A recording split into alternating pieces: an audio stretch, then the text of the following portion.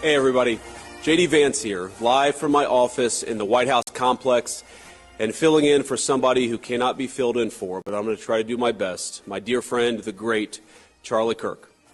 The last several days have been extremely hard for our country. They've been hard for me, hard for my family, hard for the countless people in this building who knew and loved Charlie Kirk, and of course, they've been hardest most of all for his darling wife, Erica, and their two beautiful children. The thing is, every single person in this building, we owe something to Charlie. He was a joyful warrior for our country. He loved America. He devoted himself tirelessly to making our country a better place. He was a critical part of getting Donald Trump elected as president, getting me elected as vice president. And so much of our success over the last 7 months is due to his efforts, his staffing, his support, and his friendship. I don't think that I'm alone in saying that Charlie was the smartest political operative I ever met.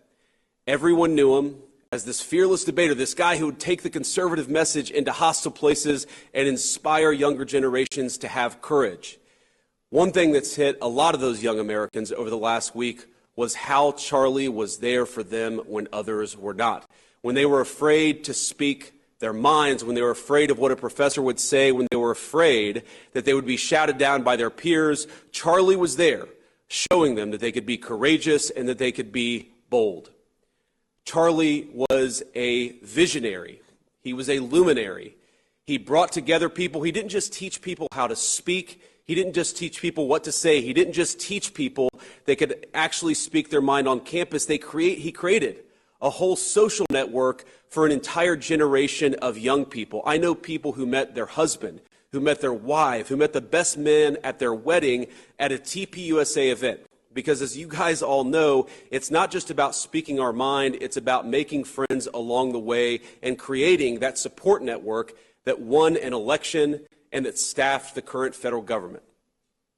I owe so much to Charlie. I've had friends reach out in just the last couple of days who sent me messages, screenshots that they exchanged with Charlie in the run-up to me getting selected by the president as his vice presidential running mate. And it's such an honor to have people show me that Charlie said, we want JD to be the VP nominee. And I just had a conversation with the president, and I think things are actually going well. I think he's actually going to choose JD Vance. Do you know what it means to me that such a good guy, such a good friend, such a lion and visionary of our movement was advocating for me? So I wanted to use this show today to advocate for Charlie, to talk about him, to talk about what kind of a guy he was, to talk about what kind of a man he was, what kind of a husband and father he was, and to take people, most of them from inside the administration, but some of them from without, who knew Charlie best, and to talk about what he meant to them, what he meant to this administration, and what he meant to the conservative movement.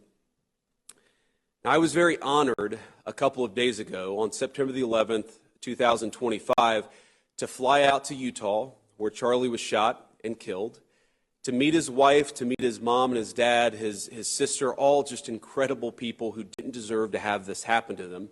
And I was also honored to be able to take Charlie's remains from Utah to Arizona. It was an amazing, amazing thing. It was heartbreaking, and it was sad, and it was terrible. But what an honor it was for me and my family to be welcomed in to the Kirk Inner Circle at their moment of grief. There are a few things that I want to talk about just from that moment. First of all, when I first met Erica, his lovely wife, and such an incredibly brave soul. I'm not sure if you saw her remarks after Charlie died. If you haven't, I would encourage you to go and see them, because you see this raw grief and incredible courage all in the same moment. And that's what we need right now. We need to grieve, but we also need this courage in this moment more than we've ever needed it. She gave me a hug, and she was heartbroken, as of course she would be, and she said that she loved him so much. And I said, Erica, he loved you so much. He died way too young, but he died a happy man because of you, because of the family that you gave him, because of the home and the life that you guys had built together. And we sat for about an hour, and we talked about Charlie. And, you know, in these moments, you don't know what to say. I'm a person who literally speaks for a living, and I had no idea what to say And I didn't try to console her, because how can you console a person who just lost a loving husband and father? But we just talked about Charlie. We talked about who he was. We talked about some of our favorite stories. We talked about some of his idiosyncrasies and all the things that made Charlie Kirk who he was. And she said something to me that I will never forget. My wife was there. It was just me and my wife on my side, and then a lot of people from the Turning Point's family, a lot of people from Charlie's family. And she said to me that Charlie never raised his voice, that he never cussed at her, that he was never cross or mean-spirited to her. And look, I'm a husband. I'm proud of being a husband. I think that on the great balance of things that I'm a pretty good husband, but I can never say that I was never unpleasant with my wife. I can never say that I've never raised my voice to my wife. Like most husbands, even the good ones, we're sometimes imperfect. And I took from that moment that I needed to be a better husband and I needed to be a better father. Because of all these moments that I shared just in the last few days, the books that I've read to my kids, going up to their bedroom and kissing them and hugging them before bed, I just realized that all of these moments that I get to have, Charlie is not able to have them anymore. And Charlie's kids and his beautiful wife are not able to have them anymore.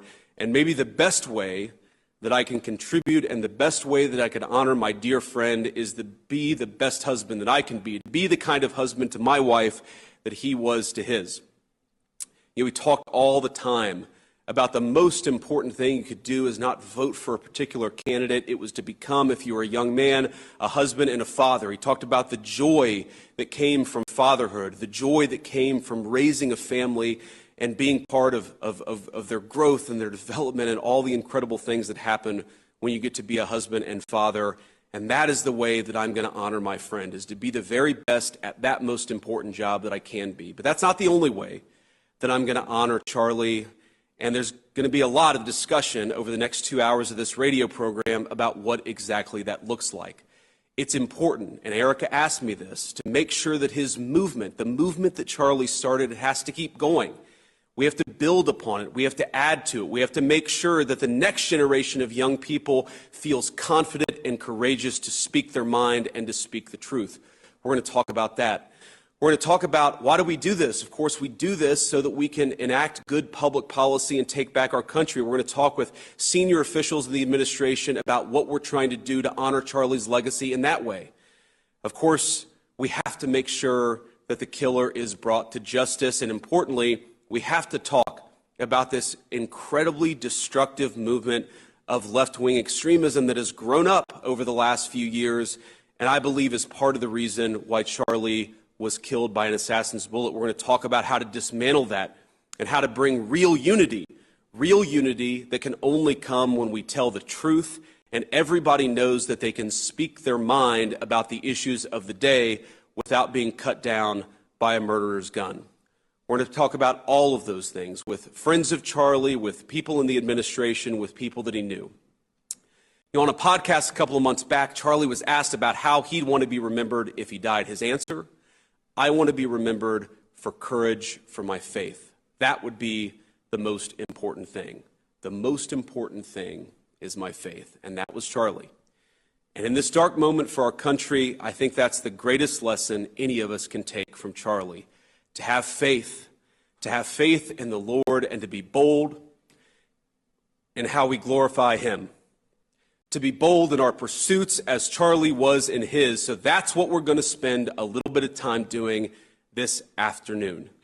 Keeping this incredible show he created going and hearing from some of the people who were so fortunate to call Charlie a friend. We're going to pay tribute to his courageous legacy, and we're going to commit to keep it forever alive. I'm looking forward to this. Join us.